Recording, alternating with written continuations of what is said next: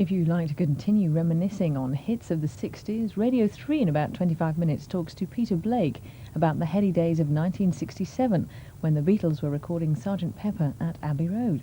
In a couple of minutes on BBC Two, we go on the road with Gene Vincent. Rock Docs follows the late rock and roll star on a 4-day tour of Britain. They say a villain never returns to the scene of his crime, but the evidence suggests your favorite crime programs will soon be returning on BBC Two.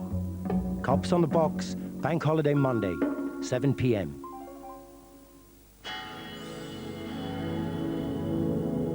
Running a little late on BBC Two, we've the latest on what we can expect weather-wise this weekend with Michael Fish.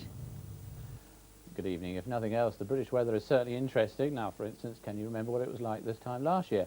Well, in Edinburgh and Glasgow, for instance, they enjoyed what turned out to be the hottest day of the year. Temperatures up to 27 to 29 degrees, and that's in complete contrast to today, where that temperature only reached 4 or 5 degrees, and there was around about 40 millimetres of rain to go with it. In fact, today has turned out to be the coldest May day on record. And there have been some pretty miserable temperatures in many other northern parts of the country. It wasn't too bad in the south.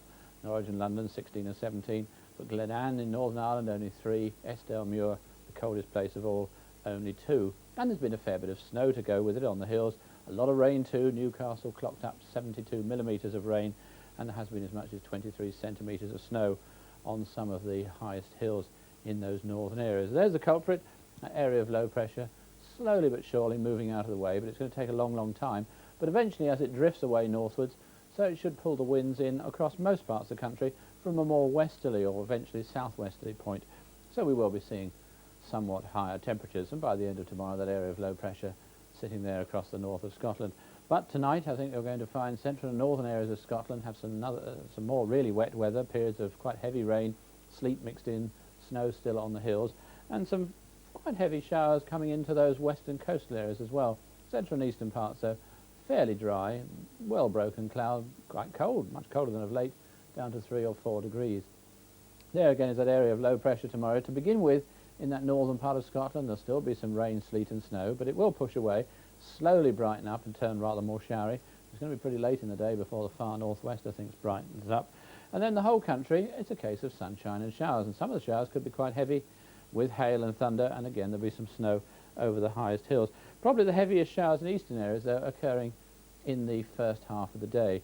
Temperatures a little bit higher than today's, but at least in the north, but still in most parts rather on the cold side.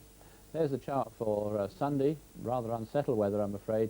In fact, what it means is that after a bright start with just a few showers, we will find wet and windy weather sweeping up from the south to most parts of the country. In fact, the rain in western areas could turn out to be pretty heavy and thundery with it.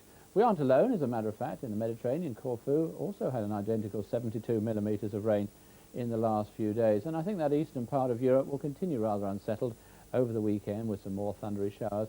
Central and western areas of the Mediterranean not doing too badly, and then Britain, as we saw, joined Scandinavia in that unsettled weather. Anyhow, having gone a long way ahead, let's just give you a little recap. Basically, sunshine and showers, some of those showers heavy with hail and thunder, but to begin with, some more persistent rain in the northwest there. That's it. A very good night to you.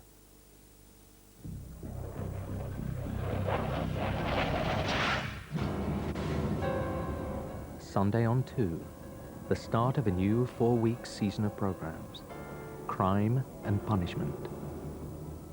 At 8:30, Inside the Wig shows for the first time how judges are selected, trained and taught how to run their courtrooms. I know where you live, I'll have you. I'll have you. I can't have this sort of interruption in my court. The public court. Would you, please escort him away?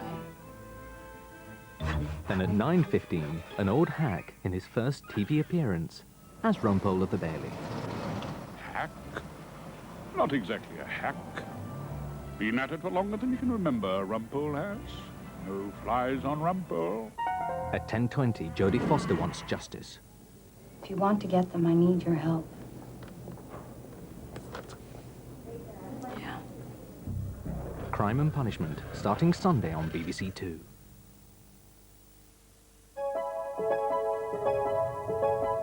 This week's Rock Doc, now on BBC Two, records the 2000th edition of the Late Night Lineup, and in 1970 they were on tour with Gene Vincent.